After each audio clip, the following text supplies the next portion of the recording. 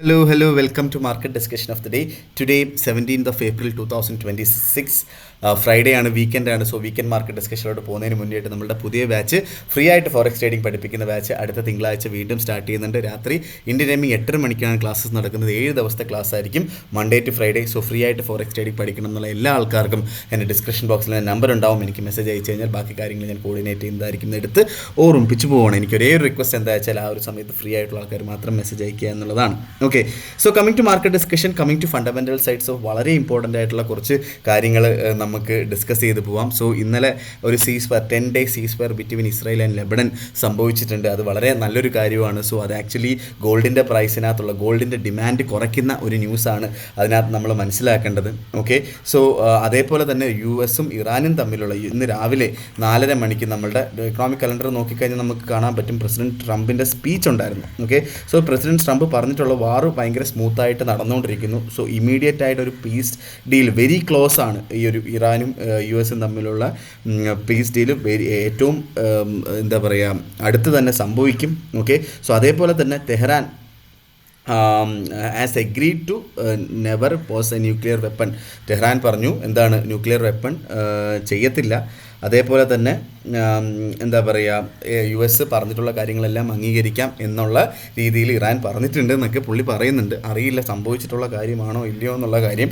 അതേപോലെ തന്നെ potential trip to Pakistan, പുള്ളിക്കാരൻ പാകിസ്ഥാനിലോട്ട് പോകുന്ന ട്രിപ്പിനെ കുറിച്ച് കാര്യങ്ങൾ പറഞ്ഞിട്ടുണ്ടായിരുന്നു. സോ വീക്കെൻഡിൽ ഒരു എഗ്രിമെൻറ്റ് ഫോളോഡ് എന്താ പറയുക നമ്മുടെ വൈസ് പ്രസിഡന്റ് JD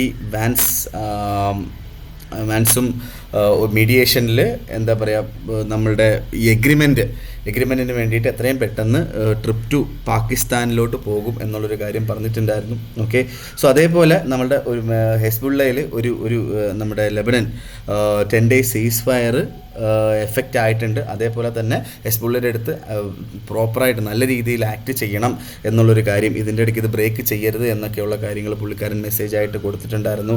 സോ അതേപോലെ ഡ്രിൽ ബേബി ഡ്രിൽ പുള്ളിക്കാരൻ കഴിഞ്ഞ വർഷം മുതലേ പറയുന്നുണ്ട്. ഡ്രിൽ ബേബി ഡ്രിൽ എന്ന് പറയുന്ന പുള്ളിക്കാരൻ്റെ ആശയം കൂടുതലും എനർജി സപ്ലൈ കൂട്ടാനായിട്ടുള്ള കാര്യം. സോ എനർജി സപ്ലൈ കൂട്ടുമ്പോൾ എന്ത് സംഭവിക്കും? ഓയിലിൻ്റെ പ്രൈസ് കുറയുകയും ഇൻഫ്ലേഷൻ കുറയുകയും ചെയ്യും അല്ലേ.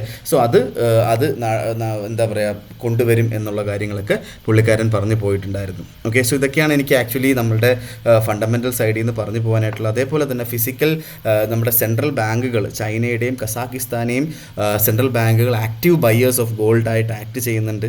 ഓക്കെ, അതുകൊണ്ടിട്ടൊക്കെയാണ് ആക്ച്വലി ഗോൾഡിൻ്റെ പ്രൈസ് പെട്ടെന്ന് താഴോട്ട് പോകാത്തതും ഇങ്ങനത്തുള്ള ന്യൂസുകൾ വന്നിട്ടും. അതേപോലെ ഇന്ത്യയിൽ അക്ഷയ തീർത്ഥിയ ഫെസ്റ്റിവൽ നടക്കുന്ന April 17 ഇന്നത്തെ ദിവസം. സോ അത് one of the largest gold buying event ആയിട്ടാണ് കൺസിഡർ ചെയ്യുന്നത്. സോ ഫിസിക്കൽ ഗോൾഡുകൾ വാങ്ങുന്ന ഒരു വൺ ഓഫ് ദ ബിഗ്ഗസ്റ്റ് ഫെസ്റ്റിവലും കൂടെ ആയതുകൊണ്ടിട്ട് തന്നെ ഗോൾഡിൻ്റെ പ്രൈസ് പെട്ടെന്ന് അങ്ങോട്ട് താഴോട്ട് പോകാനായിട്ടുള്ള പോസിബിലിറ്റിയും വളരെ കുറവാണ്. Okay, so coming to technical side. So നമ്മൾ ടെക്നിക്കൽ സൈഡിലോട്ട് പോകാൻ നേരത്തെ ഇന്നത്തെ റേഞ്ച് ഒരു ഭയങ്കര ബിഗ് റേഞ്ച് ഒന്നുമല്ല, ഒരു നാരോ റേഞ്ചാണ് എനിക്ക് പറഞ്ഞു പോകാനായിട്ടുള്ളത്. ഓക്കെ, സോ ബേസിക്കലി ഗോൾഡിൻ്റെ റേഞ്ച് നമ്മൾ 4760 to 4830 ആണ് പ്രതീക്ഷിക്കുന്നത്. 30 വരെ പോകുമെന്നറിയില്ല. 4815 വരെയൊക്കെയാണ് ഇന്നത്തെ ദിവസം പ്രതീക്ഷിക്കുന്നത്. ബേസിക്കലി US സെഷൻ കഴിഞ്ഞിട്ട് എന്താ സംഭവിക്കുന്നതെന്ന് എനിക്കറിയില്ല, പക്ഷേ ഇതാണ് എനിക്ക് പറയാനായിട്ടുള്ളത്. സോ ബേസിക്കലി നമുക്കൊരു ഒരു സെൽ ഓപ്പർച്യൂണിറ്റി നമ്മൾ പറഞ്ഞു കഴിഞ്ഞാൽ 4805 അവിടെ നിന്നൊക്കെ സെല് ചെയ്തുകൊണ്ട് സ്റ്റാർട്ട് ചെയ്യാം. 4818 മുകളിൽ സ്റ്റോപ്പ് ലോസ്, 4785 അവിടെയൊക്കെ ടേക്ക് പ്രോഫിറ്റ് എടുത്ത് പോവുകയും ചെയ്യാം.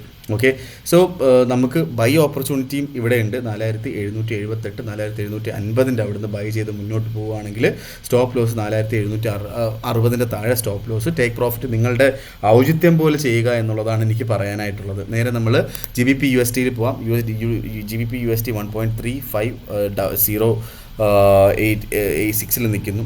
സോ ബേസിക്കലി നമുക്ക് ഇന്നത്തെ റേഞ്ച് 1.3480 to 1.3550 എന്ന് പറയുന്ന നാരോ റേഞ്ചിലാണ്. സോ നമുക്ക് കുറച്ചുകൂടെ ഒന്ന് റീട്രേസ് ചെയ്ത് കിട്ടി 1.3485 ആ റേഞ്ചിലേക്ക് കിട്ടുകയാണെങ്കിൽ അവിടെ നിന്ന് ബൈ ചെയ്ത് പോകാം.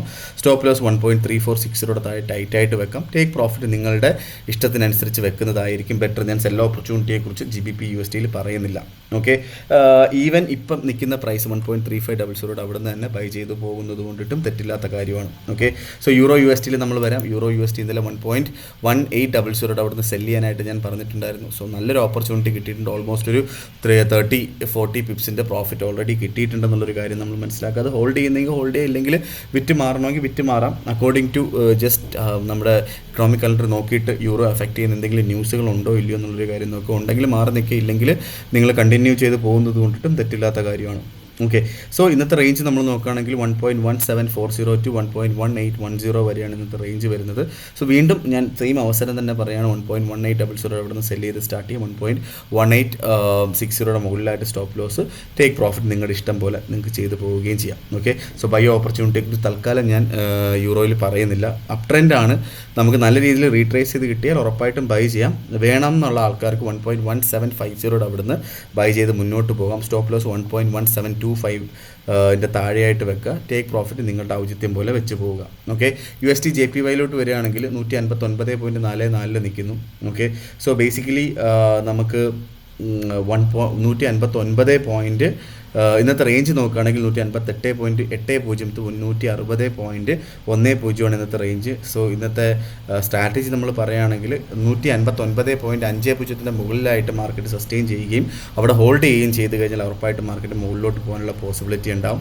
സോ അവിടുന്ന് വേണമെങ്കിൽ ബൈ ചെയ്ത് മുന്നോട്ട് പോകാം. അല്ലാത്ത പക്ഷം നമുക്ക് 159.50 അവിടെ റിജക്റ്റ് ചെയ്താൽ ഉറപ്പായിട്ട് അവിടുന്ന് സെല്ല് ചെയ്തുകൊണ്ട് സ്റ്റാർട്ട് ചെയ്യുന്നതുകൊണ്ടും തെറ്റില്ലാത്ത കാര്യമുണ്ട്. സ്റ്റോപ്പ് ലോസ് നമുക്ക് 159.85 മുകളിൽ സ്റ്റോപ്പ് ലോസ് വെക്കുക. TP 158.90 അവിടെയൊക്കെ TP വെച്ച് പോവുകയും ചെയ്യാം. ഓക്കെ, സോ ബൈ ഓപ്പർച്യൂണിറ്റിയാണ് നിങ്ങൾ ഉദ്ദേശിക്കുന്നത് 159 എന്ന് പറയുന്ന ബൈ ഓപ്പർച്യൂണിറ്റി എടുത്ത് പോകാം. സ്റ്റോപ്പ് ലോസ് 158.40 അവിടുന്ന് സ്റ്റോപ്പ് ലോസ്, ടേക്ക് പ്രോഫിറ്റ് നിങ്ങളുടെ ഉചിതം അനുസരിച്ച് ചെയ്ത് പോവുക എന്നുള്ളൊരു കാര്യമാണ് എനിക്ക് പറഞ്ഞു പോകാനായിട്ടുള്ളത്. സോ ഇതൊക്കെ ഞാൻ ഈ പറഞ്ഞ ഓപ്പർച്യൂണിറ്റീസ് എല്ലാം US സെഷന് മുന്നേ ആയിട്ടുള്ളതാണ്. നമുക്ക് എന്താ പറയുക, വീക്കെൻഡാണ്. അതേപോലെ വീക്കെൻഡ് ആയതുകൊണ്ടിട്ട് തന്നെ എന്താ പറയുക, പ്രോഫിറ്റ് എടുത്ത് മാറുക. കഴിഞ്ഞ ആഴ്ച $100 താഴെയാണ് മാർക്കറ്റ് സ്റ്റാർട്ട് ചെയ്തത്. അറിയാമല്ലോ, വീക്കെൻഡിൽ പൊസിഷൻസ് ഹോൾഡ് ചെയ്യാതിരിക്കുന്നതായിരിക്കും ബെറ്റർ എന്ന് പറഞ്ഞുകൊണ്ട് ഇന്നത്തെ ദിവസത്തെ മാർക്കറ്റ് ഡിസ്കഷൻ ഞാൻ കൺക്ലൂഡ് ചെയ്യാണ്. മാർക്കറ്റ് ഡിസ്കഷൻ നമ്മൾ നാളെ കാണുന്നത് വരെ എല്ലാവർക്കും ഗുഡ് ബൈ.